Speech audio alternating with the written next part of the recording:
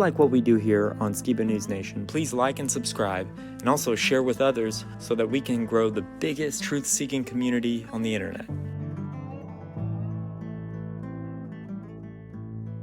Huge shout out to all of our Patreon supporters. We couldn't do this show without you, so I just wanted to say thank you. And if you want to help support us, go to patreon.com/Skiba News Nation.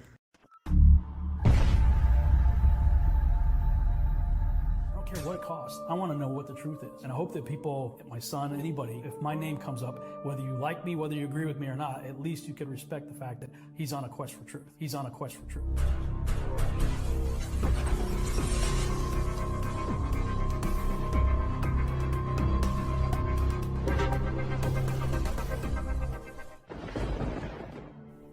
Welcome to Skiba News Nation, bringing you unfiltered views, news, interviews, discussions, and more.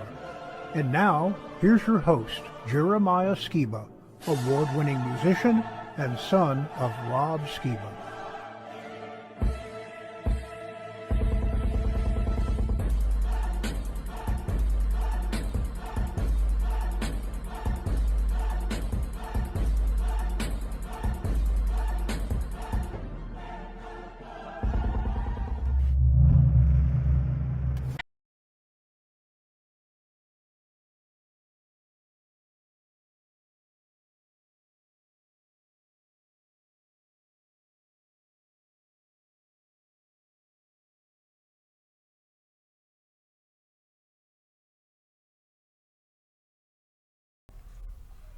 Ladies and gentlemen, that is the VP pick for Kamala Harris. So anyways, hey Skiba News Nation family, welcome to episode 98 of Skiba News Nation, your weekly source of the latest news, controversial topics, conspiracies, forgotten history, and so much more.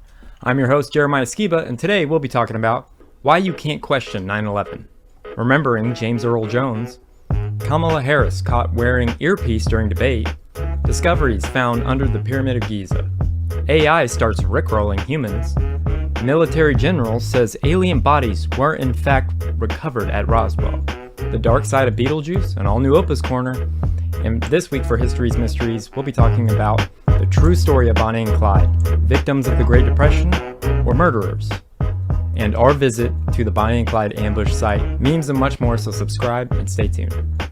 As always, I'd like to introduce my great and insightful co-host, and had a great time with this dude at Beartaria, Mr. Jake Grant. Welcome, Jake. Ah, my eyes. I just thought everybody should know, you know? It's important to know. Okay, so this guy is the VP pick. Not so surprising, I will say. Yes, you are correct. Anyways, hey man, it's been awesome hanging out. Beartaria was an epic event. And hey, coming up in a couple days, we might be able to premiere my Simply Prodigal band set that we performed at Beartaria for all you guys that didn't get to make it out. So that'll be pretty sweet. For sure, man. I did have a bunch of photos, but I don't know if we have them queued up of us at Beartaria. I don't know if you wanted to share that. There's us at the comedy show, and let's go to the next one. That's not it. There's me, Lindsay, and Owen in the middle. We were on our honeymoon. He really seemed to like that. He was really cool. He said he would come back on, so that's great. And talking with him was pretty cool.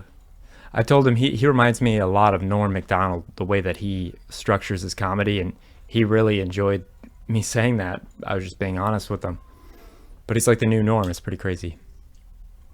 Are there any other ones? There's me, my mom, JJ, and Jake. Pretty epic photo. It was so cool to see JJ in person. There's me and Owen. What a great time. I mean, it was really cool meeting people. And I saw there was a constant stream of people going over there and checking out your guys' booth and talking to you about Rob. There's such an amazing crossover there between the bear community and Rob and all that he's done with his research. We're targets now of Owen's haters, which is always fun. So we stand with you, Owen. Anyways, you got some current news for me, Jake? All right, we got some interesting stuff this week and a very, very timely theory that I would like to present to you guys about why Kamala Harris laughs so much. Let's kick it. Right on.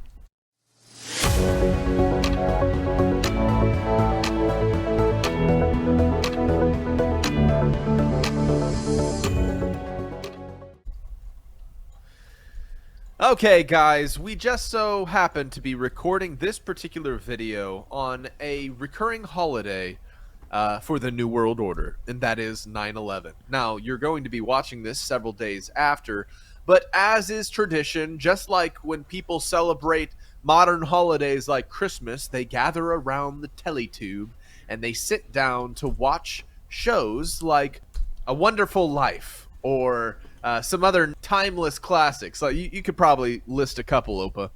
Wizard of Oz. Hey, Wizard of Oz. Okay, yeah. These are timeless classics people tend to watch around particular dates and celebrations. Well, there's a video that has been circulating since, I believe, 2013 or so, roughly, and it's the Heliofont animated video that is all about the 9/11 collusion and conspiracy. And we're going to talk about this topic just briefly because it is 2024 today, and 9/11 is one of those conspiracies that the mainstream media has yet to come out and share kind of vocal positive opinion of. However, it seems to be one of the most glaringly obvious cover-ups and subterfuges in American history in regards to a false flag event. So let's go ahead and watch the Heliofont video and see if there's any recurring themes or patterns that we see being played out in today's politics and world scene. So here we go. Okay, for those of you who have never seen I Pet Goat 2, you're in for a shocker. You're going to see a lot of recurring themes that actually are reminiscent of how, for example, the Olympics have these ceremonies that are predictive programming for the scripts that are run out on the world stage. And so check out I Pet Goat 2 on this anniversary of 9/11. Here we go.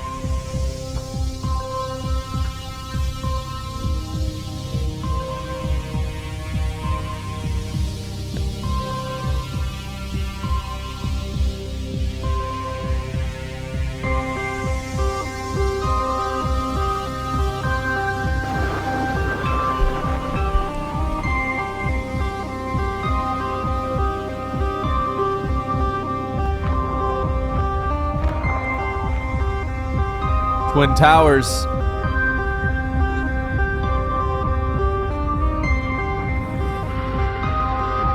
I can't believe Disney would do something like this. Just kidding.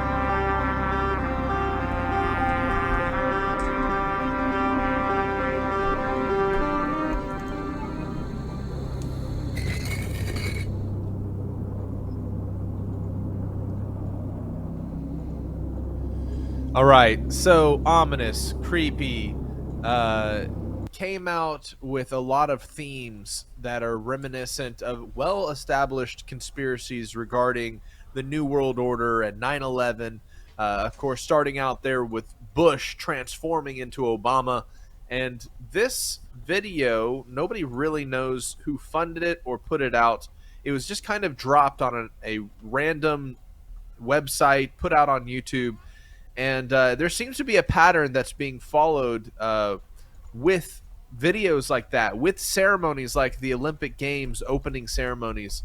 But with all of this said, I think there's something that is worth considering, and that is the conspiracy around Albert Pike and his letter regarding the 3 world wars.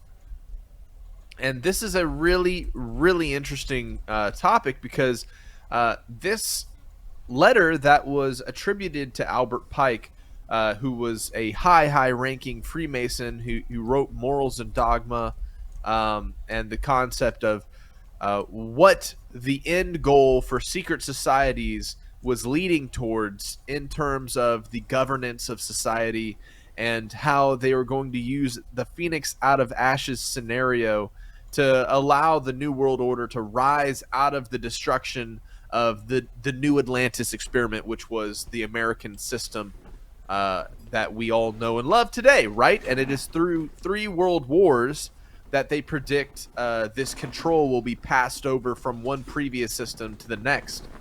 And so, you know, I don't want to go too deep into this. You guys can go and check out Albert Pike's letter regarding the 3 world wars. There's many things online, and if you haven't read it yet, it's worth looking at. We have covered it before in previous episodes, so we're just going to go straight to 9/11, right? Well, never forget, September 10th, 2001, Donald Rumsfeld holds a press conference to state that the Pentagon was missing more than $2 trillion, $2.3 trillion, but the next day something happened and everybody forgot. Just to show how the modern internet information system has evolved, search 9/11 on YouTube and see what pops up, and you will find documentaries explaining the mainstream narrative over and over and over. And it just felt like a few years ago you could find very legitimate cases breaking down the mainstream narrative. But now, just like the topic of flat Earth was completely overloaded with information and contradicting videos, debunking this and that, now we see it with this topic of 9/11. So one of those very interesting things, as we see the rise in alt-trutherism and people who are kind of breaking away from the mainstream media game, it's very telling to see what particular conspiracies people will not touch, or conspiracies that are so sensitive and were so on the money that if anybody talks about them publicly, their YouTube channel gets taken down. They get censored and scrubbed from the internet. They get in trouble for interfering with politics or whatever, like the stuff that's happened on Twitter. Well, this is a very interesting time. We're leading up to the 2024 election, and some other things are happening in terms of how AI is interfering and being used in terms of the game of information. Check this interesting article out. A man was recently arrested for creating fake bands with AI and then making $10 million by listening to their songs with bots. So in the way that AI can mimic voices and do this and that, he created the music and he supplied the demand for the music he made and made a bunch of money. So it's an interesting day and age to be a content creator, artistic person in general, as the advent of AI advances. They were really crummy. They were really crummy songs.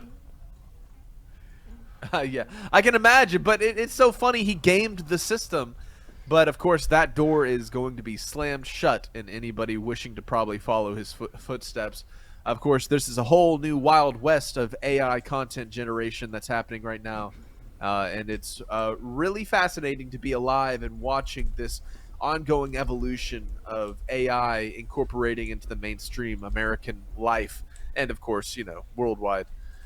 So in some R.I.P. news, James Earl Jones, the narrating voice of the Bible and several renditions, Darth Vader, Mufasa, has passed away. And so just wanted to update anybody who had not heard. But man, this guy's voice lives in many of our childhoods, so worth mentioning. And Jeremiah, you said somebody else recently passed away. Yeah, Richard Simmons. Richard Simmons. The guru. The exercise guru is what they call him. Sweating to the oldies. I have a VHS downstairs, and it says sweating to the oldies, and I don't know why I can't throw it away. He was one of those jumpsuit track guys. No, he was the one with the short shorts, man. He was on Letterman all the time. He was on Howard Stern a lot when Howard Stern was not woke, He was a crazy guy, but nobody really talked about it. I forget what was happening that day. I can't think of it. But nobody talked about it. I just thought that was interesting. Well, another public figure bites the dust. How have they influenced our culture as a whole? I guess now we can only reminisce. Okay, so on to a fun topic. And Jeremiah, you're going to love my theory. And please clip this, guys, because this is going to be a funny theory that I think is actually true. All right, so we all have heard recently, or some of us have at least, about the debate between Trump and the ABC moderators turning a 3-1 with Kamala and them all teaming up and trying to snub Trump. Okay, so of course, as we lead up to the presidential election, we're going to have these intellectual sparring events. And what's more of a advantage than having an earpiece telling you what to think and say? Now, check this out. It's the Nova H1 audio earrings. And these are earphone-enabled earrings that allow you to hear in a way that nobody would notice, right? And now compare these Nova audio earrings to what Kamala wears during her onstage performances, right? Obama's in that earpiece.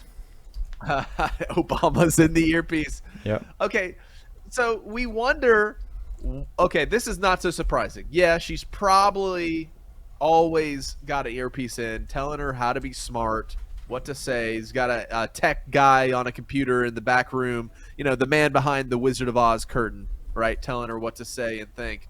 Well, we wonder why Kamala is always laughing. Here's the theory. It's because she's very ticklish on her ears. And so because she is constantly has some guy or some gal in, the Wizard of Oz speaking into her ear, she's constantly being tickled in a very sensitive place. And so, to me, it's the perfect explanation of why Kamala Harris is always cackling and smiling like she's being tickled. It's because she's got this vibrating ear device constantly, chipping her nibbles. Yeah.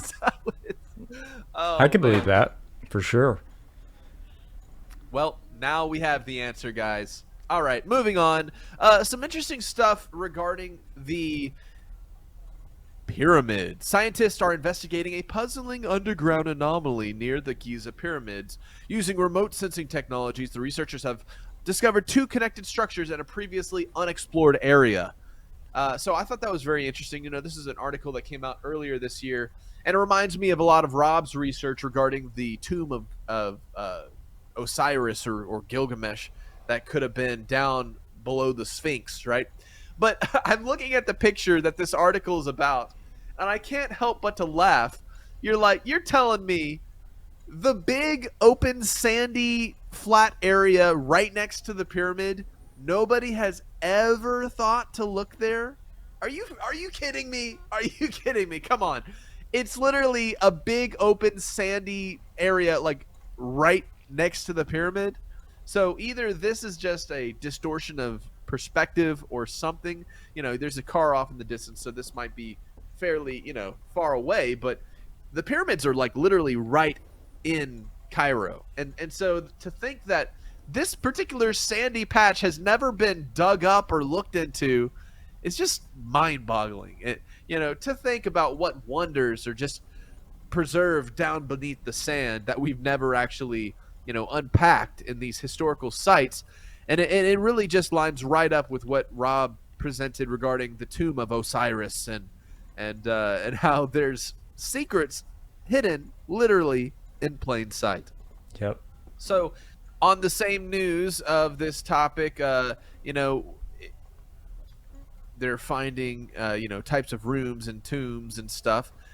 Here's another article that recently came out. Now this one's more recent, about radar detecting invisible space bubbles over pyramids of Giza with power to impact satellites.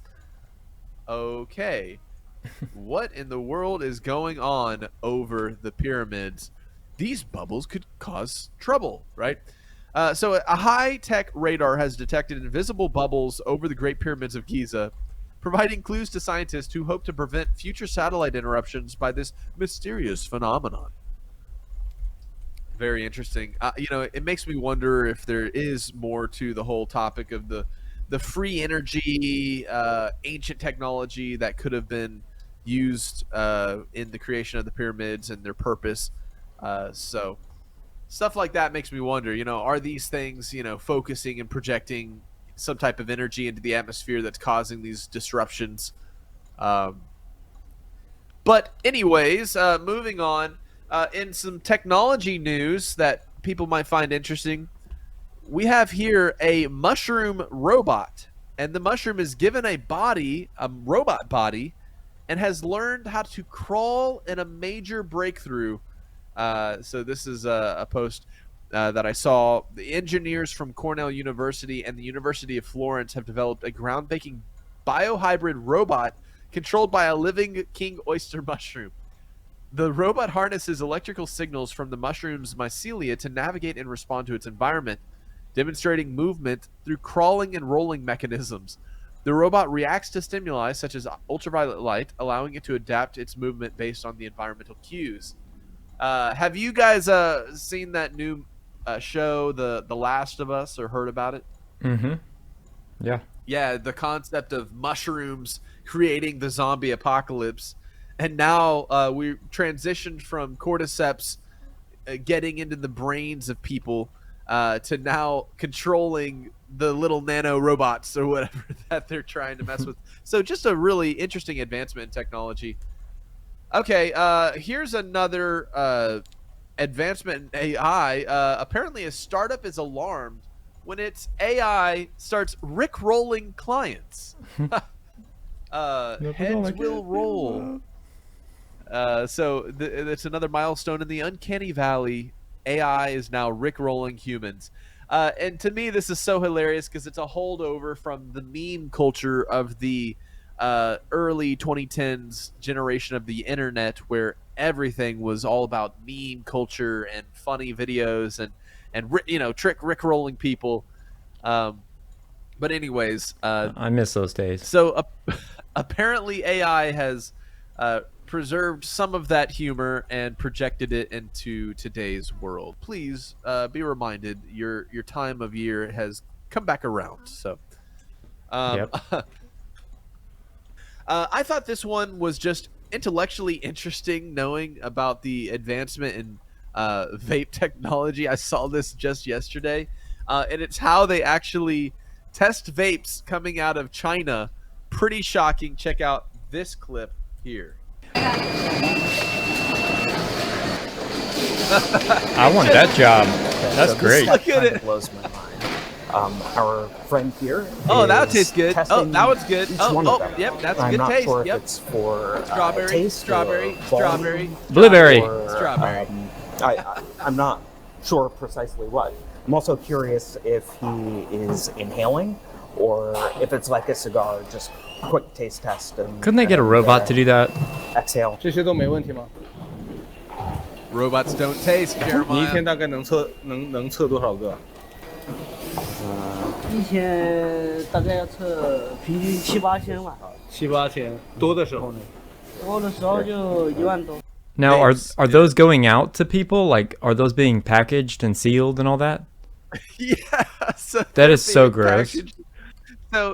So you have to go through a test for mono and herpes before you can apply for that job. I would hope so. Because I'm we're surrounded by idiots.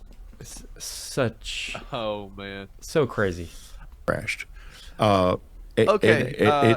Why it So crashed, let's, I can't tell carry you. on to another video. This is a very interesting interview that recently came out. A military general confirms alien corpses were found in Roswell crash. Now, we've covered this in previous episodes, so I figured you guys would be interested in his testimony in this recent podcast interview. So check this out. It was a device containing 3 entities, which were part of the device, essentially. They were biological entities, and supposedly one of them was still alive when it was brought to right, but General Exon didn't say anything about that. The only thing, and he didn't tell me this directly, he told one of my relatives this, that he had held one in his arms, and it was like a big insect. That was his precise description. My uncle said that he didn't refer to the bodies. He referred only to the debris and the object, which he said was somewhat intact.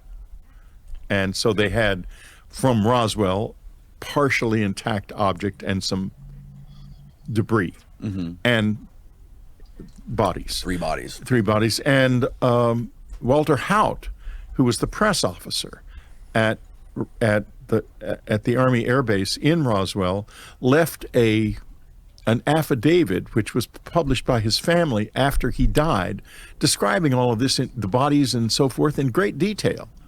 And he said to me, I went out to Roswell to talk to him. He said he wouldn't talk about the bodies. I asked him point blank, were there bodies? And he was simply silent. He wouldn't say yes, he wouldn't say no. Because he didn't like to lie. He was a very straight up guy, straight ahead guy, Walt was. And so he left this is as much as he could do. And Colonel Jesse Marcel left a videotape with, thanks to Stanton Friedman, where he describes in detail the debris that he found and brought in to his home in his station wagon with his little boy, who Dr. Marcel passed away just a couple of years ago, who attested to this story also. Right. So it happened. Have you ever heard Andy Jacobson's account of this crash? I don't think it's correct. Yes, I do know it very well. It seems really compelling. I know a lot of people aren't a fan of that theory, but it's interesting that she's the only one that talks about it, and no one else seems to appreciate it or take it seriously at all. You think the guy who told her, essentially, for people that are listening, there's Annie Jacobson wrote in her book Area 51 that there was an engineer of a private aerospace company or something like that who was working in Arizona or Nevada, who told Annie under anonymity that the device that crashed in Roswell was a Wright brothers or something engineered craft, like some sort of human-made flying saucer with children that were surgically manipulated to look like aliens from the Nazi Mengele, his name was. Yeah, I know the story, but go ahead and tell it, because so people who aren't familiar with it. Yeah. And essentially, Stalin sent the craft over here, remote controlled it over here, and crashed it with these children, these Russian children that were deformed by this Nazi, to sow chaos within the United States. Okay, I can tell you a lot about that and where that comes from. And let me just finish the end of it. She asked this guy, Stephen, you can probably find his name if you just Google Annie Jacobson, engineer Roswell. I find out who his name actually was. She actually talked about it on Lex Friedman's podcast recently. And she asked him later she goes, why wouldn't you make this public? Why is this such a big secret? Why are you waiting until you're essentially on your deathbed to tell me this? Why didn't you guys say, because if you guys would have let the public know when this happened, it would not hurt the image of America, it would hurt the image of Russia, because it makes them look like, sickos. It makes them look like sinister people. The fact that they would do something like this. And his response to Annie was, because we started doing the same thing as soon as we found what they did. As soon as we found out that they were altering children and doing this stuff in Roswell, or in Russia, we started experimenting with the same thing. And we know that in I think it was the 70s and 80s, that there was projects going on the East Coast of the United States where they were injecting children with plutonium and all kinds of nuclear material to test on them. And I think Bill Clinton shut it down in like the early 90s. I don't know anything about that, and therefore I can't speak of it. But what I can speak of is what I do know. I'll circle back for a moment to General Exon and my uncle. Before I published Communion, I knew nothing about General Exon, and I knew nothing about my uncle's work in the Air Force. Nothing. Nobody in the family did. I knew one thing about it. One thing, which was that he had seen when they blew off a gigantic hydrogen bomb, the Russians did, in 1959, I think. And I happened to be staying at an aunt and uncle's house in Washington at the time with a friend, and suddenly my uncle shows up. The aunt and uncle were on vacation in Spain, and he told me, I asked him, because I knew he was an intelligence officer, I just didn't know what he did, and I said, what do you think of this massive H-bomb that went off, they blew off in Russia? He said, oh, I saw it. It's the size of a football field.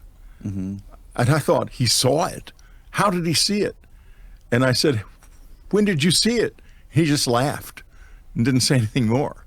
So he was in other words, he was deep in this in Air Force intelligence, apparently. Right. Now, after Communion was published, he suddenly telephones me. At this point, he's in retirement at Retirement Village in Lackland, at Lackland Air Force Base in San Antonio.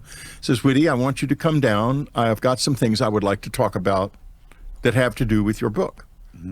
And I hung up and I said to Ann, my wife, I said, Mickey's going to talk to me about my book. Can you believe this? And so I go down, and he and his wife and me and Ann have a lunch. And he talks about the debris and the object, as he put it. I didn't ask him directly about bodies because it didn't occur to me at the time. I hadn't done much. I hadn't been to Roswell yet, for example. Right. And I had been to Roswell, but I had. In any case, the bodies didn't come up. He may have alluded to him. I've never been sure. I'm trying to remember if I always say that he didn't say anything about the bodies, and I don't think I asked him anything about them directly. I did ask General Exon about them, and he said that he and General Exon had worked on this project at Wright Pat, at Wright Field at the time, and Air Materiel under General Twining, and who was the head of Air Materiel at the time. And he told me about the debris, and as I say, I think he alluded to the bodies, may not have. And he introduced me to General Exon, who I talked to on the phone a number of times, who told me a great deal about the whole thing. He knew much more than Mickey did, because he'd been a higher level officer at the time. I think Mickey was a major and he was a colonel at the time. And General Exon said, and I'm quoting him, and he's been quoted in a unfortunate public interview that's in a book by Don Schmidt and Randalls and Schmidt, that everyone from Truman on down, as he put it, knew that what we had found was not of this world within 24 hours of our finding it. Now, let's go back to the story of the altered children. Yes. And by the way, just a quick aside, the guy's name is Alfred O'Donnell. That's the E, and he was an EG&G engineer. This is the guy who told EG&G Rotron. So can you copy and paste his name into a new tab so we can get some more background on that guy? Sorry, go ahead. Okay. So this is where I think that story comes from. Immediately, here is the situation, the world situation as it stood at that time. Stalin has 4.5 million soldiers, fully equipped, largely with top-notch American equipment, on what is now beginning to be called the Iron Curtain Line. NATO, or rather the Allies, are telling Churchill and I guess de Gaulle and Truman that this army can move across Western Europe in 6 weeks, and in all probability will be able to successfully invade England because the West has demobilized and they have not. So what is preventing them? Why don't they do it? There's one thing on the planet that's preventing them. It is the 509th Bomb Wing at Roswell, which is believed to be equipped with nuclear weapons, and can deliver them to Russia. And Stalin knows that his radars and his anti-aircraft systems are not sufficiently robust to guarantee that all of the planes will be destroyed. So the biggest secret on the planet, upon which the door of history is hinged, is that bomb wing right there at Roswell. Right. Do they really have the bombs or not? What is the situation? Now, I was told by somebody it was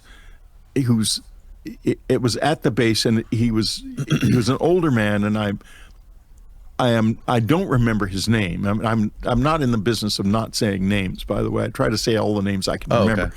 But this is a guy who he told me that they did not have all of the planes. Only a couple of the planes were actually operational at that time.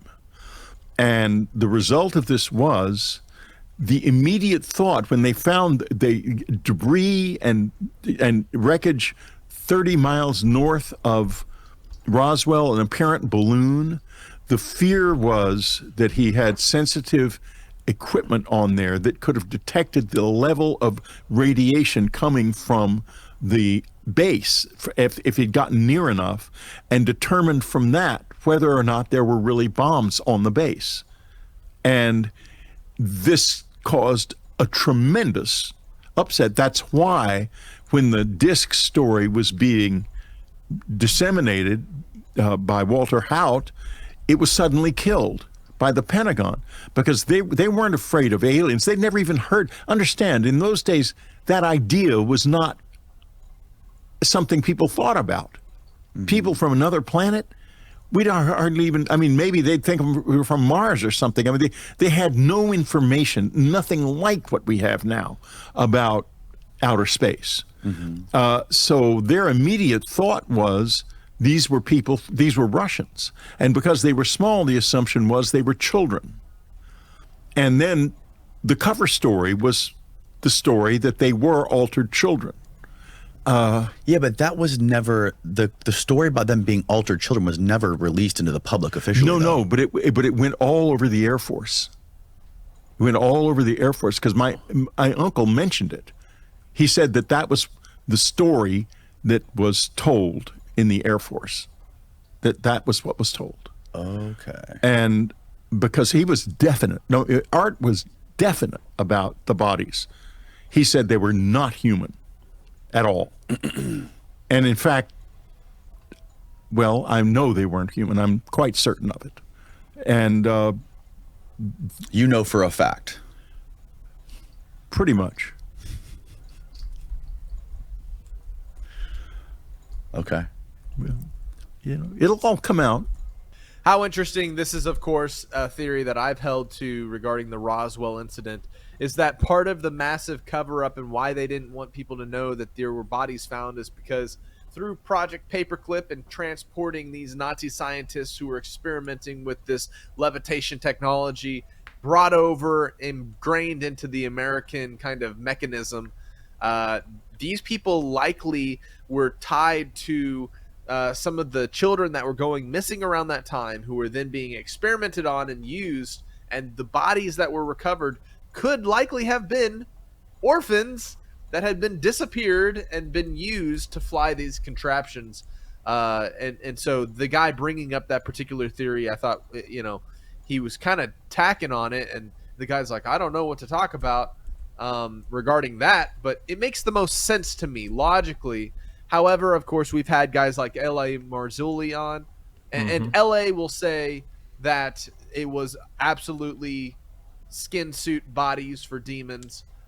However, I do think the theory regarding the experimentation of children and those children being the ones that were found in the crash sites and them being what have been kind of put off as alien grays, to me, that seems to be the most rational, logical kind of explanation of some of the cover-ups of that story. And it makes sense. They would much rather it be aliens than, oh, we're stealing your children and making them fly experimental devices, right?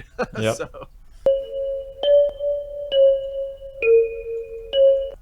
Okay, anyways, that's not working. I grew up watching this show when I was younger. I remember watching it, and it was being a creepy, cool, funny movie. And this is a breakdown regarding the darkness behind Beetlejuice 2. Now, check out this clip. In 1988, a film called Beetlejuice was released in the theaters. It became a cult classic. It introduced people to witchcraft and the occult.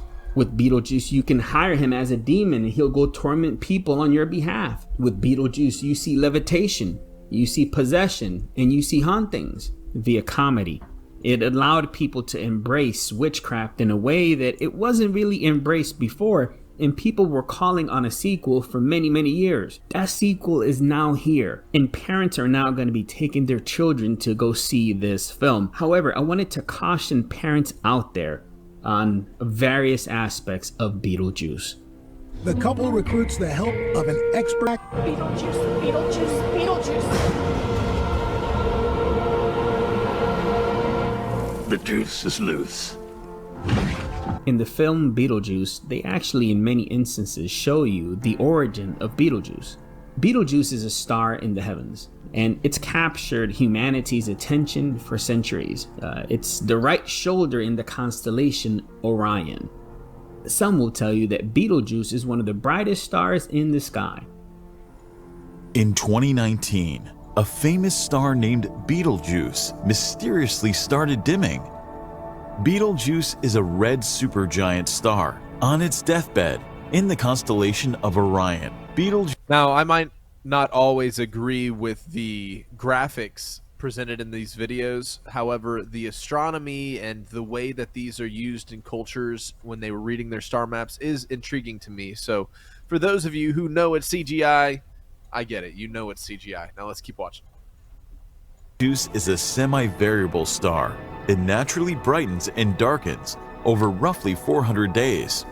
However, something unexpected happened in the last month of 2019, when an image of the star from December 2019 was compared to an earlier picture taken in January of the same year. It showed that its surface was significantly darker.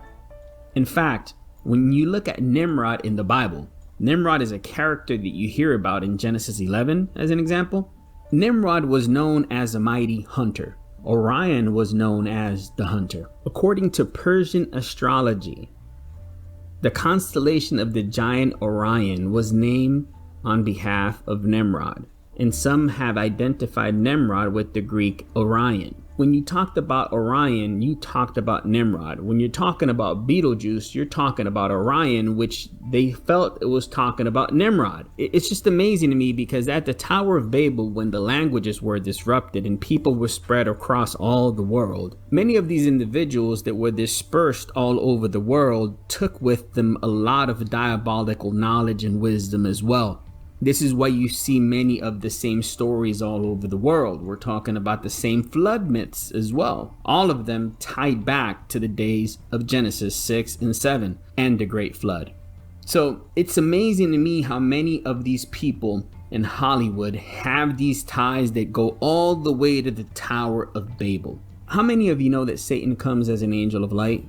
If a film was going to be made about a character called Nimrod and his rebellion against God and his ties to witchcraft, most people wouldn't go see it. But you bring to them a character called Beetlejuice and you bring a little bit of comedy. Of 3, you see it in the genies when they tell you to call upon a genie and you have what? 3 wishes. Bloody Mary. Bloody Mary is myth, right? Where people used to call upon Bloody Mary 3 times and she would appear. Witchcraft is promoted in crafty ways, and what it does for children is it slowly introduces them to the occult. And I don't know about you, but as a parent, I have a problem with that. And you should as well, because we should not give place to the devil to attack our families. And via comedy, the diabolical things that are happening in blood contracts and more. Not only that, but it also paints this picture that it's so super cool to make a deal covered on this channel a couple of days ago. In that film, that's targeting urban America. It's the Exorcist film for urban America. And in Beetlejuice, what you have is the same message, the same diabolical message, but it's aimed at children in a PG or PG-13 format. Satan comes as an angel of light. Why cover this topic, Tally? Because we're headed towards a season in Halloween where many parents don't understand this, but these little compromises, you're going to regret them as your children get older.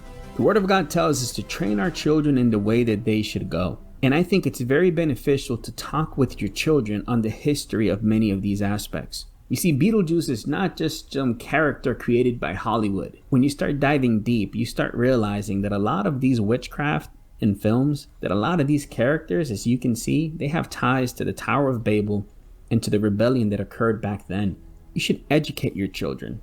You should prepare your children in the way that they should go, because we're headed in a time and in a season where the good is going to be called bad, the bad is going to be called good, and videos like this are going to be shunned by many people, and we're going to be called legalistic. We're going to be called, oh, you're a Debbie Downer. You may want to call it that, but I like to call it being cautious and protective and being a good steward of my home and what infiltrates my house. Because via comedy, what they're doing to this generation, you and I may not see the effects of it until 2 or 3 generations down the line. So beware of the wiles of Satan. Beware of the attacks of Satan. And beware of what you allow your children to place before their very eyes, because you will regret it.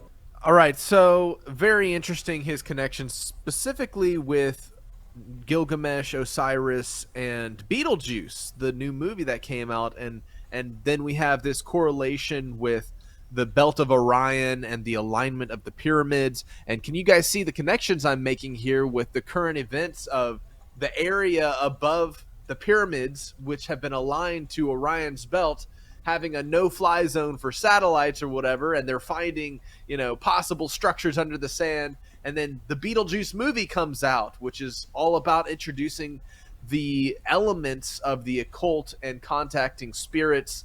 And in today's world, we have AI fulfilling that role of the sentient alien god that we can now interact with. Oh my gosh, I hope I'm making some of these connections make sense for you guys, and that's why I share all these videos. But anyways, Jeremiah, that's all the news for this week. Thanks for watching. Thank you, Jake, for another great current news as always. And now I want to show you guys how you can connect with us here at Skiba News Nation. So check this out. Don't forget about our Skiba News Nation hotline, where you can leave us a voicemail telling us what topic you'd like to hear us discuss, or ask us a question and we'll answer it on the show. We can't wait to hear your voicemail. Our number is 214-617-3330. You can also write us a letter to Jeremiah Skiba, P.O. Box 560271, The Colony, Texas 75056. I will definitely write you back. And make sure that you check out JJ's CBD Rub on jjcbdrub.com. So connect with us today. And you know what? It's about that time for an all-new OPA'S Corner. Take it away, Opa.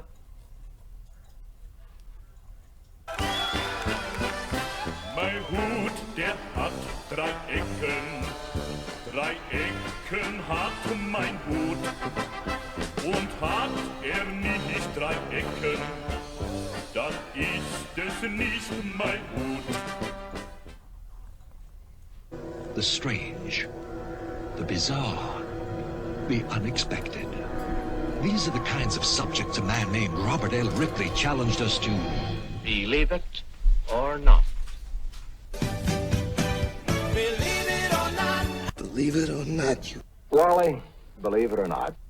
Believe it or not. Believe it! You're a loony. Did you know the White House's press briefing room was originally a swimming pool?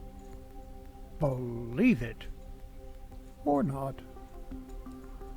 Known as the Beast, the United States' presidential car has a tear gas dispenser. Believe it or not. Japan has a newspaper that can be planted after reading. Believe it or not. Pistol dueling with wax bullets was a popular pastime in the early 20th century and was even included as a side event in the 1908 Summer Olympics. Believe it or not. On average, it takes sloths about 20 days to fully digest a single leaf. Believe it or not. Monster jam trucks crush about 3,000 cars every year. Believe it or not. Cotton candy is helping scientists create artificial blood vessels. Believe it or not. NASA's Vehicle Assembly Building is so huge that it needs about 10,000 tons of air conditioning equipment to prevent rain clouds from forming inside on humid days. Believe it or not. 11 of the 12 men who have walked on the moon allegedly were once Boy Scouts. Believe it or not. If you believe in the moon landing. Scientists found that most left-footed horses have hair that grows counterclockwise, while right-footed horses tend to have hair that grows clockwise. Believe it or not. A male African elephant's trunk can weigh 290 pounds and can lift up to 550 pounds. Believe it or not. Humans spend 46.9% of their waking hours daydreaming. Believe it or not. Bumblebees have smelly feet that help them distinguish between themselves, their relatives, and strangers. Believe it or not.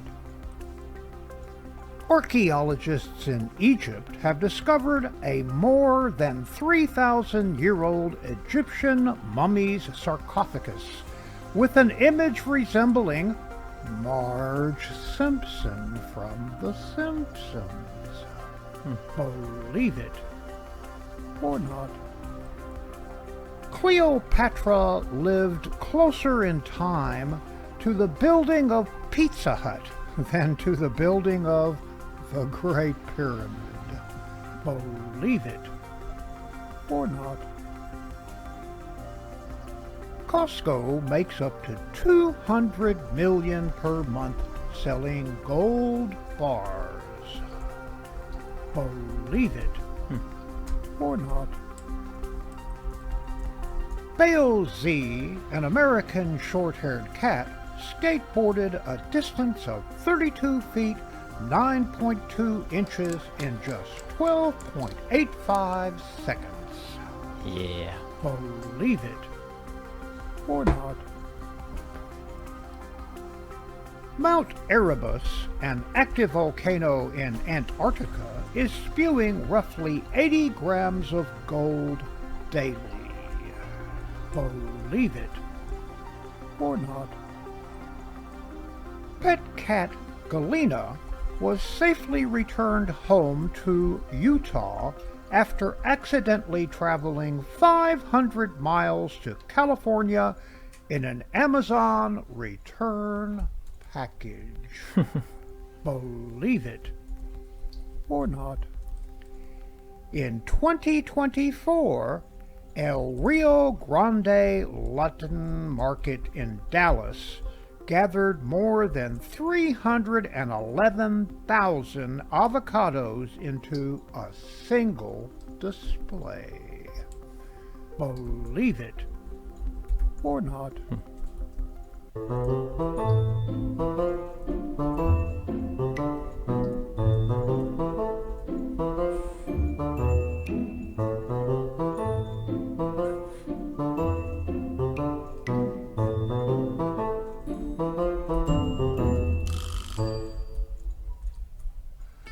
I have a lot of growing up to do. I realized that the other day inside my fort. If I'm ever feeling down, I just type "Yo are the best" into Google. Then it responds, "I think you mean you are the best." And I feel much better. I once wanted to become an atheist, but I gave up. They don't have any holidays. If at first you don't succeed, so much for skydiving. I'm offended by political jokes. Too often they get elected. When I go to a restaurant, I always ask the manager, "Give me a table near a waiter." When I told my doctor I couldn't afford an operation, he offered to touch up my x-rays. How many people here have telekinetic powers? Raise my hand. I was the kid next door's imaginary friend. You can't have everything. Where would you put it?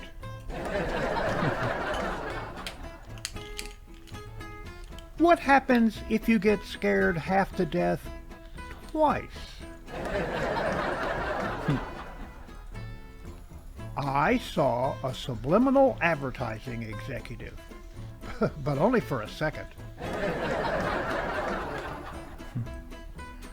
I wouldn't say my wife is a bad cook, but she uses a smoke alarm as a timer. I was going to have cosmetic surgery until I noticed that the doctor's office was full of portraits by Picasso. I saw a bank that said 24-hour banking, but I don't have that much time. If I had a bookstore, I would make all the mystery novels hard to find. My doctor told me that jogging could add years to my life. I think he was right. I feel 10 years older already. Do Transformers get car or life insurance? That's a good question. Say what you like about waiters, but I think they bring a lot to the table. I recently took my naval exams. I got 7 C's.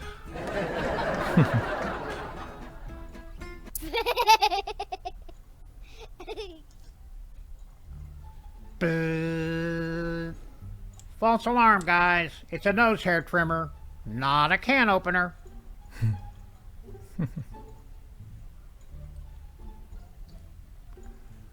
Temper tantrum. I wish you guys were extinct.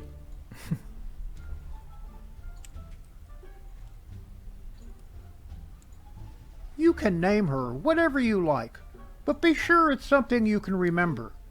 You'll be using it as a security question answer for the rest of your life. Yeah.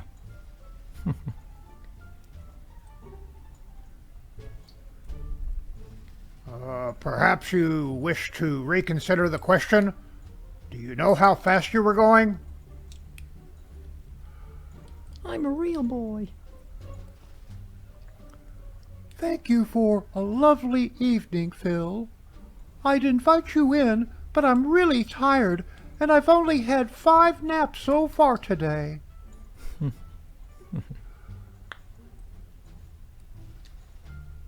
Quick, Walter! Do something! There's another fax in the hen house. I'll be straight with you, Mr. Bainbridge. Your body has simply run out of places to store donuts.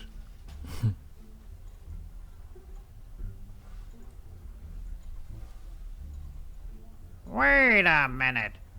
Isn't that the same guy we adopted last year, but he had to return because he drove us absolutely nuts? Take me.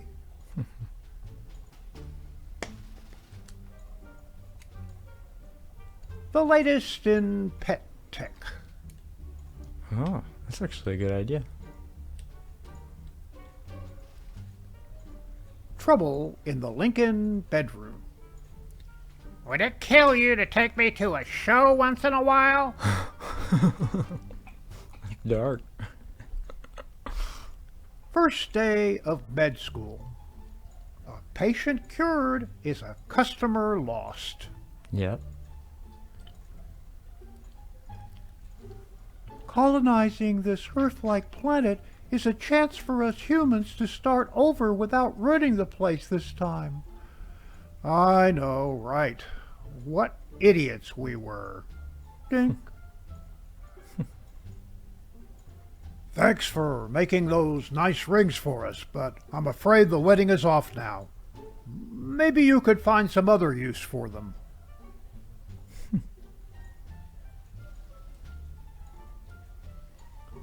You are under surveillance.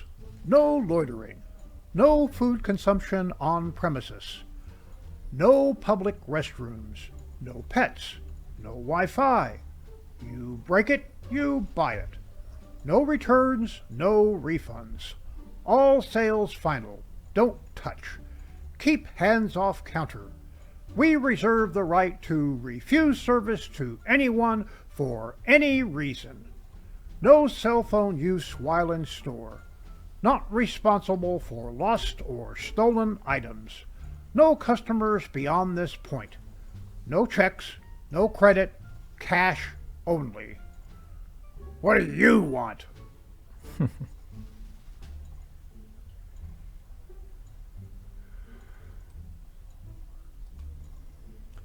Hey, Lynn, check this out. In all our time cleaning up roadkill, did you ever find one wearing an aviator's helmet?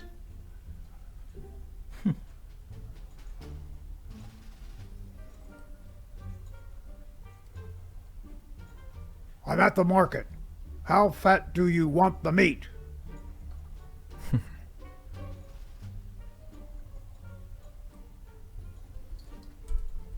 know your eels. Electric, acoustic. Incredible, Jenkins! We've never found relics from the Ice Age and the Iron Age in one cave before.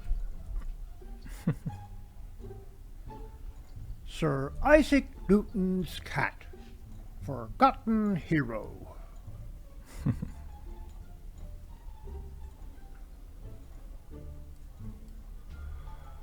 When accountants rake leaves.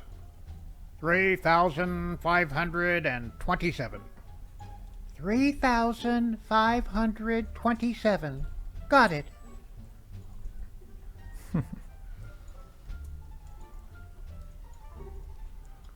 Pay here. Pick up food here. Double check that your meal's correct. Yeah, they need one of those. Annual dog show. Headline: Squirrel crashes local dog show. Pandemonium ensues.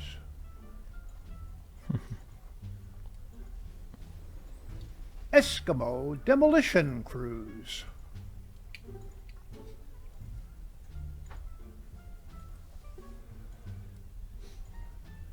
Idiot. I told you we were flying too low. Future history museums.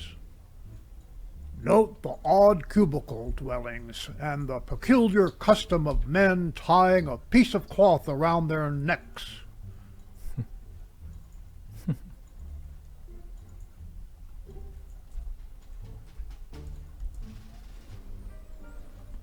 Daryl is sharing his pet with us today.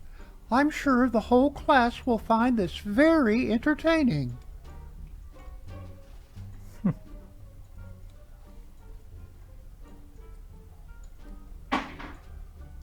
I've had a rough day. Give me a whole ball of twine, straight up.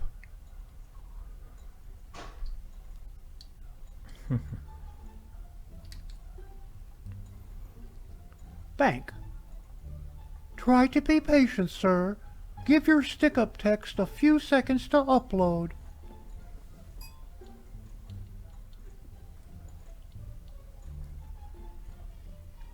Welcome to the planet of the apps.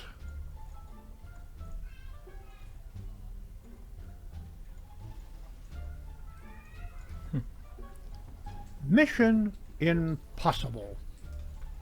Your mission, should you choose to accept it, is to acquire the empty box and return it to us without sitting in it. Yeah. In Texas, since we're redefining everything, this is a cordless hole puncher. Yeah. I'll call mine that. And that concludes another OPA'S Corner. Mein Hut, der hat 3 Ecken. 3 Ecken hat mein Hut. Und hat nicht 3 Ecken, dann ist es nicht mein Hut. OPA'S Corner is now available on my own YouTube channel. Like, share, and subscribe.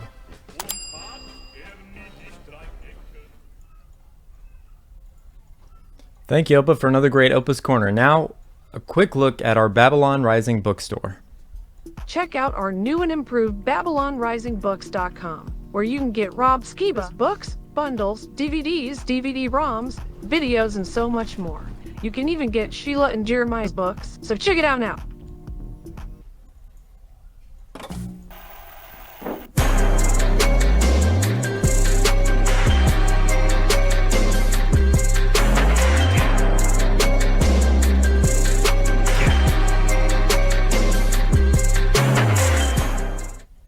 So today for History's Mysteries, we're going to be talking about the truth about Bonnie and Clyde.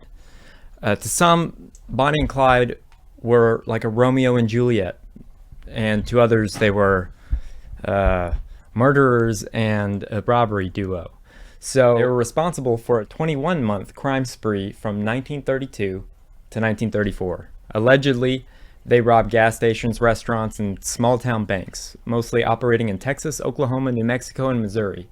However, there's much more to the story, and that's what we're going to be talking about today. Let's go ahead and play this first clip. May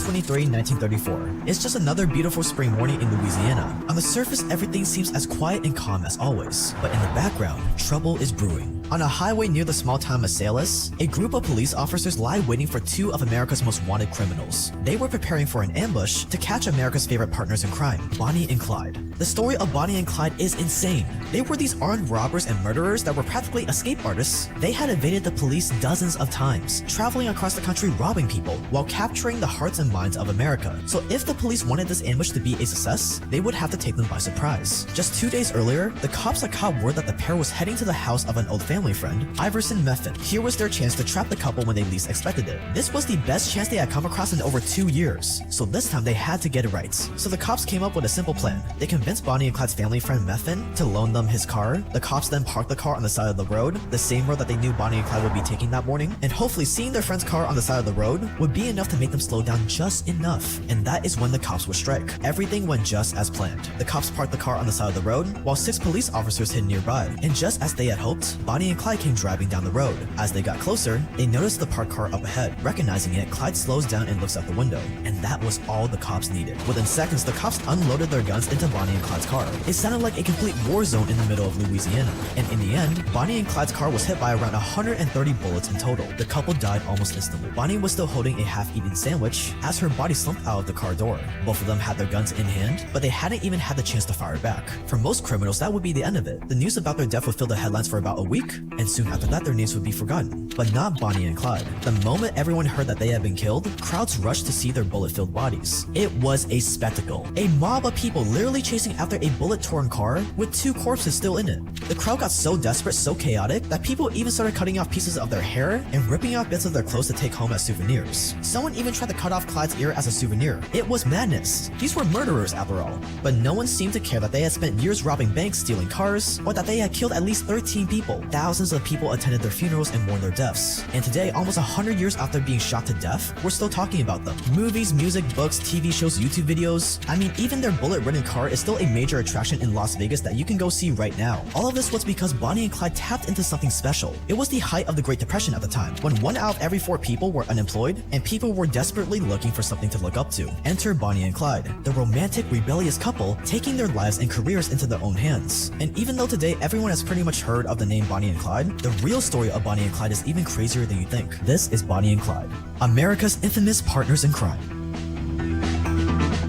So Bonnie and Clyde were hit by over 130 bullets and were killed by Texas Rangers in Louisiana. So that's kind of my first thing, is like, why were Texas Rangers allowed to kill them in Louisiana? They're crossing state lines, you know.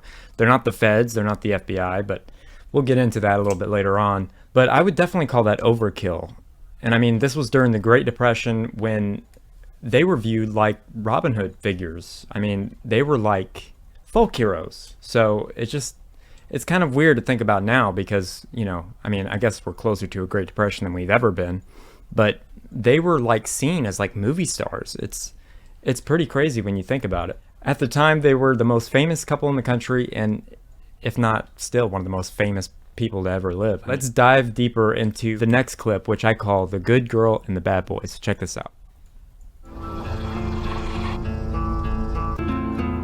Before the crime spree, before the shootouts, before the infamy, there was just Bonnie Parker and Clyde Barrow. Bonnie and Clyde both had pretty tragic backstories. Bonnie was born in 1910 and lived in Rowena, Texas with her parents, older brother, and younger sister. Her life was fairly well-to-do until her father passed away when she was only 4 years old. Faced with no other choice, the family moved to a poverty-stricken neighborhood in Dallas called Cement City to live with Bonnie's grandparents.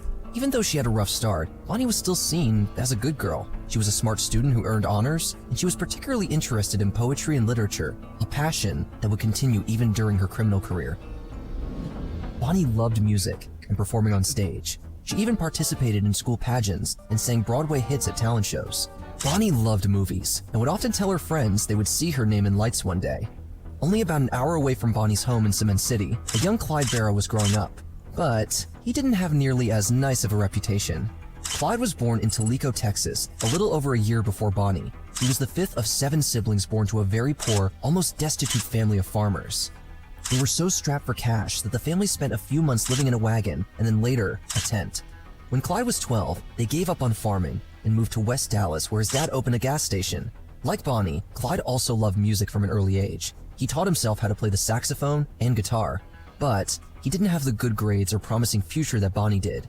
From the very beginning, he was your typical bad boy, thanks mostly to the influence of his big brother Buck. The brothers started out with small crimes, petty theft and things like that, but soon they dropped out of school and found their criminal forte: grand theft auto and armed robbery. In 1926, at the age of just 17, Clyde was arrested for the first time. At the same time, an almost 16-year-old Bonnie was preparing to get married to one of her classmates, a guy named Ray Thornton. And it wasn't long before they both dropped out of school and got married. But looking back, it seems Bonnie had a thing for bad boys. Her new husband Roy was almost never at home, and just over a year after getting married, he was arrested for robbery and sentenced to 5 years in prison. Bonnie and Roy never actually got divorced, but they never spoke or saw each other again either. Down on her luck, Bonnie ended up moving in with her grandmother and got a part-time job as a waitress to support herself. She would write in her diary about how lonely and sick of her life she was. She craved something more, something better, and so did Clyde. But just as they were making their way into adulthood and hoping life would get easier on its own, all their best intentions and biggest dreams came crashing down around them. It was the beginning of the Great Depression and the beginning of Bonnie and Clyde's infamous partnership. Now, their story is so close to me because I grew up in the same area of Dallas where they were from. I mean, just hearing all the stories and like that gas station that was showed, they just knocked it down, but it was there until like last year, and the cafe that she worked at is still there, and their graves are both in Dallas. So if you guys want me to film that, if you guys like this episode, I'll go do that for next week. But they were definitely folk heroes, and Bonnie always wanted to be famous, and little did she know at the time, but because of Clyde, Buck, and the other people in the gang, she would be one of the most famous people in history. It's just kind of weird how that happened. But now we're going to be talking about the beginning of Bonnie and Clyde, how they came to be. So check this out.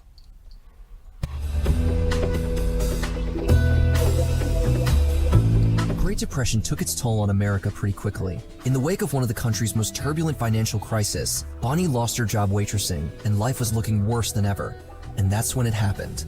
19-year-old Bonnie was hanging out at her friend's house in West Dallas when 21-year-old Clyde Barrow walked in. It was love at first sight.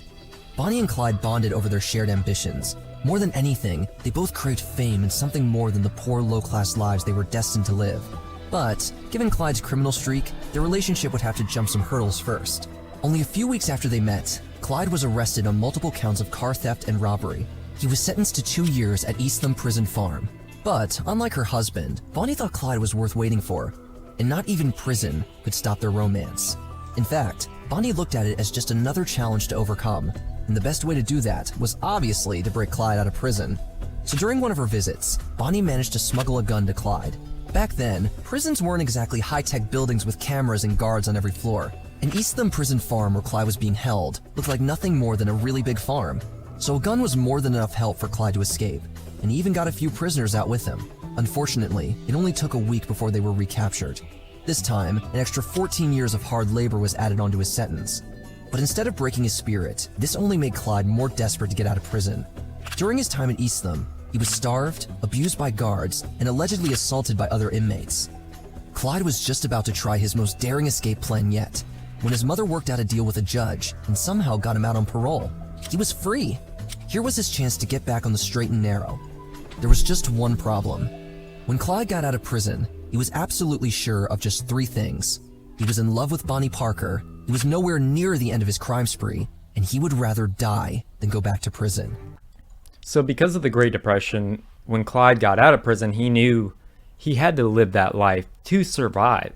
I mean, it's almost like he was a victim of the Great Depression and what life was like at that point in time in history. Now we're going to be talking about life on the run, so check this clip out.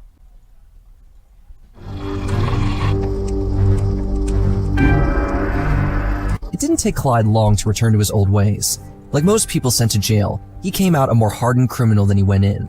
There weren't exactly a lot of job options for an ex-jailbird during the Great Depression, and Clyde figured that by robbing and stealing, he was just taking what he deserved. But the government owed him for letting him rot in jail. But this time, he was going to be more calculated. He started putting together a group of thieves and criminals that would eventually become known as the Barrow Gang, and Bonnie was by his side the entire time. He couldn't bear to be without her, so he brought her along. This was the start of their robbery spree. They were having a grand old time robbing gas stations and small stores to make ends meet. Until April 1932, when one of their robberies went wrong. Clyde managed to escape, but Bonnie was caught and put in jail for 2 months. But in typical 1930s fashion, when a grand jury deliberated her case, they came to the conclusion that a woman would never participate in a crime voluntarily.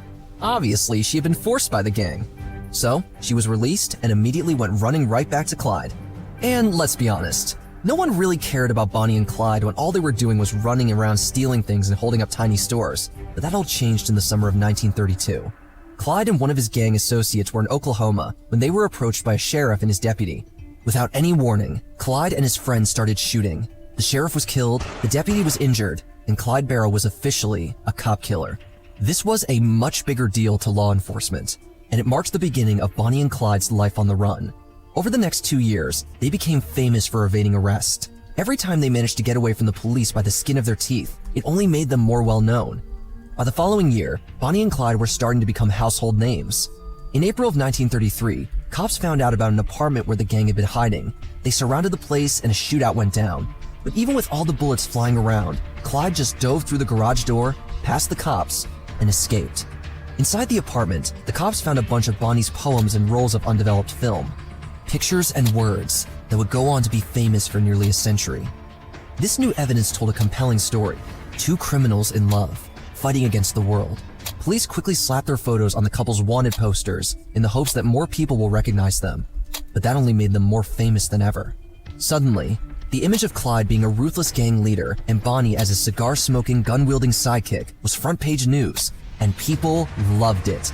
It was cool and sexy, and totally different from most people's reality during the Great Depression. Even if they were committing crimes and killing people, America was entertained. Bonnie and Clyde were the Great Depression's Robin Hood figures, stealing money from the man, giving the system the middle finger, although they never gave any money back to the poor. But for Bonnie and Clyde, the high was never meant to last. Now, in my opinion, I believe that you're innocent until proven guilty, so we don't really know if they killed these people or not. I mean, we'll get into their death later, which I think is kind of messed up. But Opa, what do you think about this story so far? It's extremely interesting and very eye-opening as far as I'm concerned. So let's learn a little bit more with this next clip, so check this out.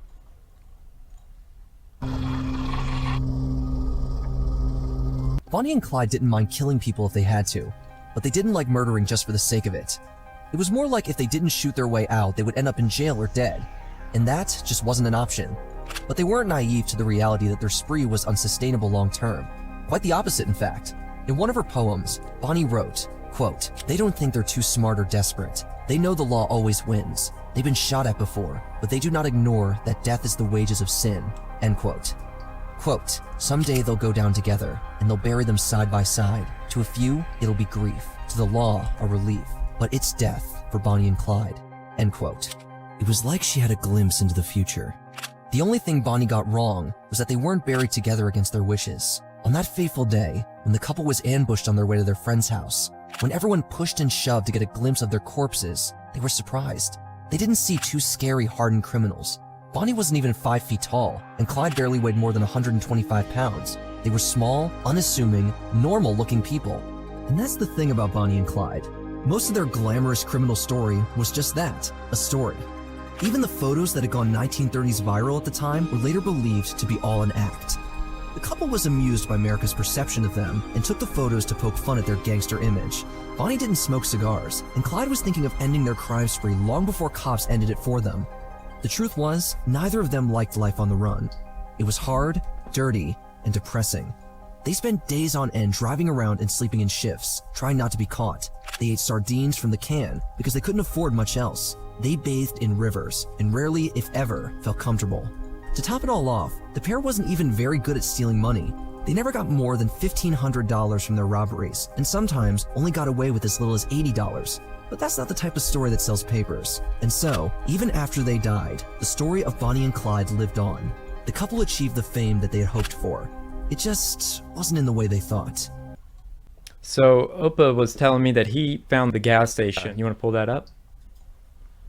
So that's what it looks like now. It's just a plot. So that's the official story of Bonnie and Clyde, but I think what law enforcement did was wrong, and that's my opinion, and that might not be your opinion. I believe that, you know, you're innocent until proven guilty. They should have tried to apprehend them, but they didn't. They just ambushed them and opened fire. They didn't even have any guns in the front seat of the car. They were all in the trunk. And so everything was propaganda by the FBI. All the things that you were hearing from law enforcement was from the FBI, from J. Edgar Hoover himself. So I want to show you this kind of sick propaganda piece of footage from the FBI talking about Bonnie and Clyde, and then it'll even show the Texas Ranger scene and the actual scene of the crime. So let's go ahead and play this. The Law Library for legal study by the agents and by the FBI Police Academy students. Planning a raid, the art of attacking a gangster stronghold, how to take cover, battle strategy in the war against crime. Each field division has this complete equipment: handcuffs, leg irons, high-powered glasses, searchlights, receptacles for evidence, fingerprint kits, cameras. The G-men have killed only 9 public enemies, but these were the most dangerous, the deadliest of killers, gun in hand. Others surrendered through fear, because the FBI policy is always to have its G-men better armed than the underworld, to have better weapons and to use them better. The agents must qualify every 30 days as marksmen to be ready for new Dillingers, new babyface Nelsons. Machine gun sharpshooting from a fast-moving car.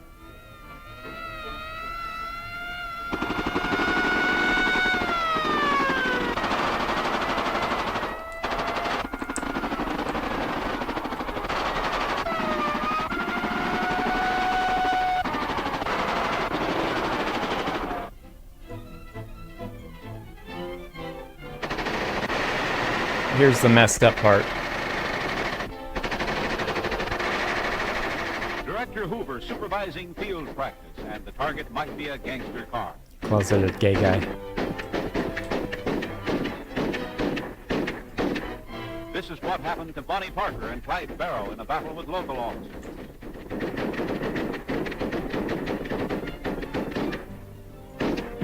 In fact, check false. It didn't explode like that, but Now 600 shots a minute.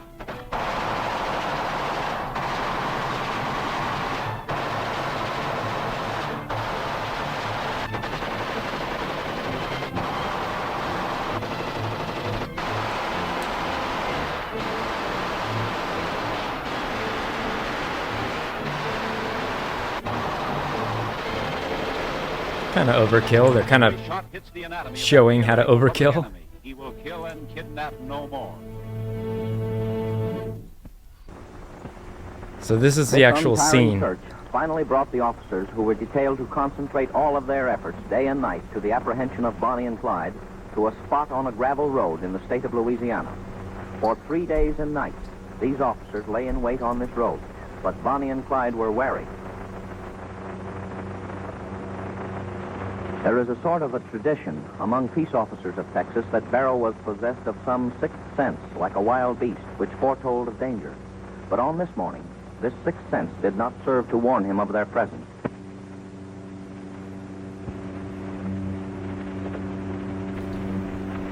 It looks like a car, fellas. Is this a recreation or is this the actual scene of them getting shot? This is a reenactment, but they're real photos here in a second. Guarantee you. Get ready now. So this is all propaganda by the feds. That's him, fellas. He reaches for it. Let him have it. Look out! Now, viewer discretion is advised. There's Death is at the a photo or a video. So this is real footage of the car. There's Bonnie Parker slumped over to Clyde Barrow. I don't see any firearms in the front seat. Retribution. Here is Clyde Barrow and Bonnie Now in the Parker, trunk, who they had a died lot of as they guns, lived, but by the gun. Bonnie is seen leaning against Clyde. Clyde was a master gunman. Seldom did anyone ever live. So remember when this Clyde scene got the for first my shot. next clip.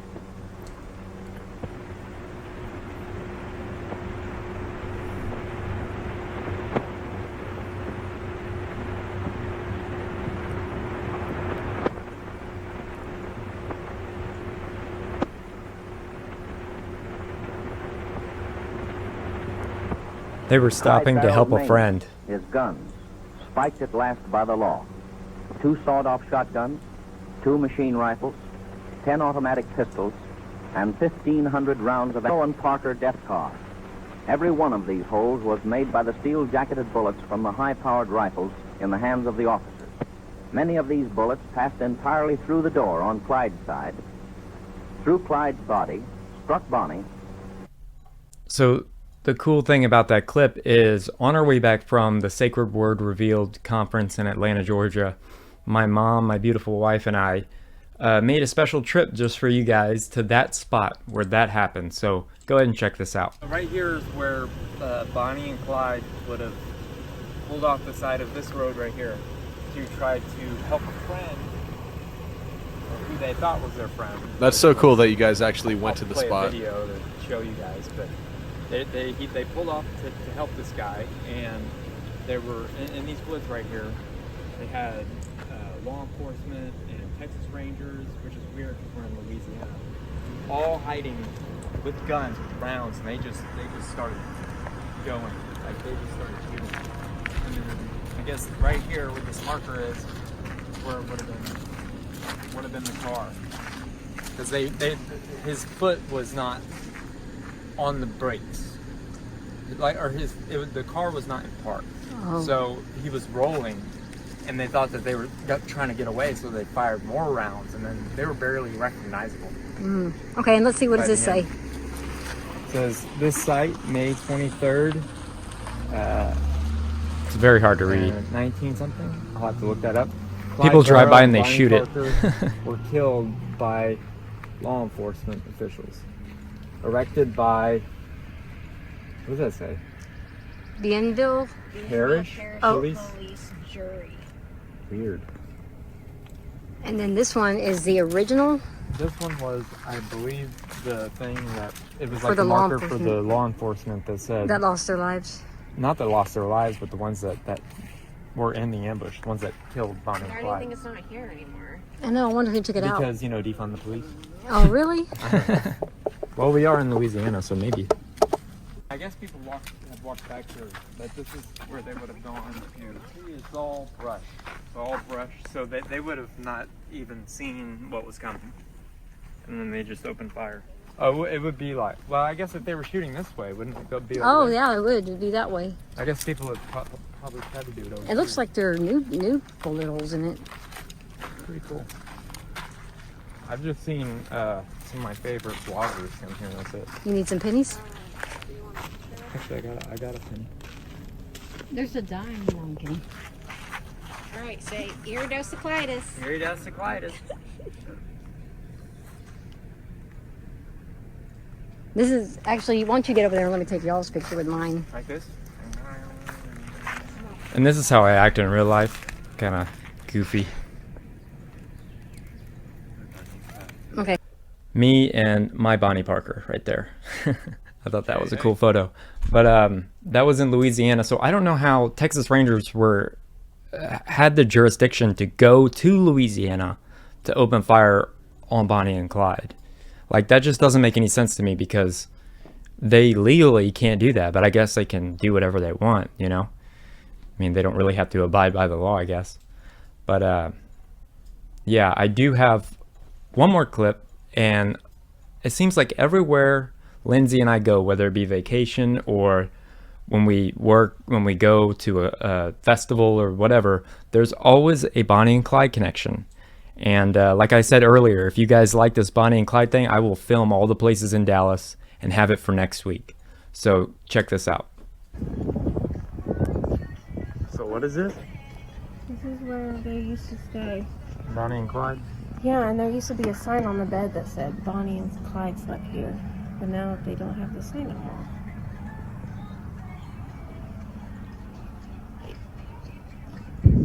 ashamed of Bonnie and Clyde?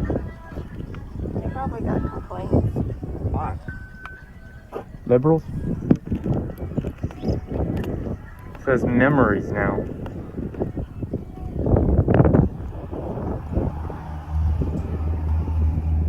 There's some trash in the corner. It looks like Christmas decorations. So this was allegedly one of their hideouts.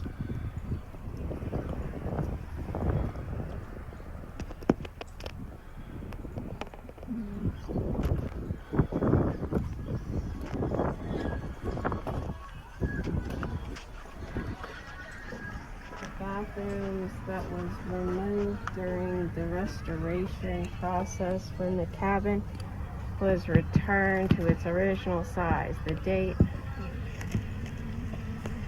was out of 1940. This was a Camp Joy cabin. And it says that they stayed in a Camp Joy cabin here. And then here in San Antonio is a letter from Clyde. And then they also have a car that they allegedly stole on one of their crime sprees. Now, if you guys want me to go to Dallas and film the Bonnie and Clyde sites, like where Bonnie worked at the restaurant, or their graves, or, you know, anything that has to do with Dallas and Bonnie and Clyde, leave a comment in the comment section and just say Bonnie and Clyde. That's all you got to do. So you guys let me know. So that's all I got for Bonnie and Clyde. Do you have any final thoughts, Opa? Nope. I think you were pretty thorough. I did manage to get a shot of the gas station before they knocked it down, or actually the original. Do you want to pull it up? That's what it looked like when the Barrow family owned it. Now, not only was it a gas station, but the family lived in the back because they were so poor. And it's a shame that Dallas just tore it down. And it was within the year or so. What about you, Jake? Do you have any final thoughts? My thoughts on Bonnie and Clyde. I think it's amazing that even back in the day, the society was turning them into celebrities despite their evil doings. Yeah, and I mean, were they bad people, or were they a product of the time, of the Great Depression? Were they a victim, almost? But, I mean, if what they say is true, they're not such good people, and, you know.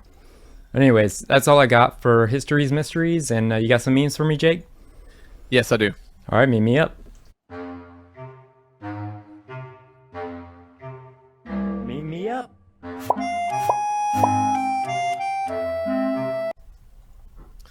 Alrighty. This picture explains why some people don't want knowledge. It reminds me of the scriptures in Solomon's writings that talks about how with much knowledge, with much wisdom comes much anguish.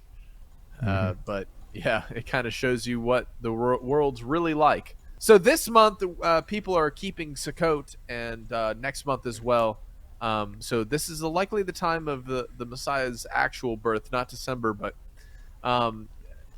check this out. Some call it the New World Order. Some call it the Great Reset. The Bible calls it the Great Tribulation. Putting things into perspective as the world changes. And since today is 9/11, the date of recording this, never forget, but make sure to forget, building number 7. Yeah. What does school really teach children? Here's some cultural concepts that perhaps explains why our society operates the way it does. Number 1, truth comes from authority. Everybody has to listen and obey the teacher. Intelligence is the ability to remember and repeat, not necessarily critically think. Accurate memory and repetition are rewarded, and people who can't rote, memorize, and just regurgitate are disciplined. Non-compliance is punished, and conform intellectually and socially to the box that you are put in, even if that box is the box of 1,000 different genders, Oh, man. So here's the Brazilian tribe member who had never heard of aliens before, and they did not understand when somebody was talking to them about aliens. But when they were shown a picture of an alien, gray, they recognized it and immediately said, "That's a Makanuwabu." So from here on out, I am going to be referring to aliens as Makanuwabu. That's what I call Charlie all the time. That's crazy. Makanuwabu. Yeah. Makanuwabu. It's so much a cooler word than alien. Yeah. How about a Mankuwanabu? Can we call it illegal aliens? Yeah. I mean, following that same line of thought, let's check in on the illegal aliens who are trying to eat national birds. 2 illegal Honduran immigrants were arrested after shooting down a bald eagle that they plan to cook and eat in Nebraska. As sheriff reveals, the local community is in an uproar. Mm-hmm. What kind of food does your aliens eat? All right, one more. A picture for you, Jeremiah. This is Donald Trump saving some kittens. Yeah, there's a great X account called Conservatives with Cats. I know the guy who runs it. He's a cool guy, but he was posting a lot of those yesterday, and it was pretty funny. That's pretty funny. All right, that's all for this week. All right, thanks, Jake, for another great current news and memes as always. Opa, thank you for another great Opa's Corner. I hope you guys enjoyed today's History's Mystery segment and the episode as a whole. Stay awake, not woke, subscribe, and stay tuned. If you like what we do here on Skiba News Nation, please like and subscribe, and also share with others so that we can grow the biggest truth-seeking community on the internet. Huge shout out to all of our Patreon supporters. We couldn't do this show without you, so I just wanted to say thank you. And if you want to help support us, go to patreon.com/Skiba News Nation.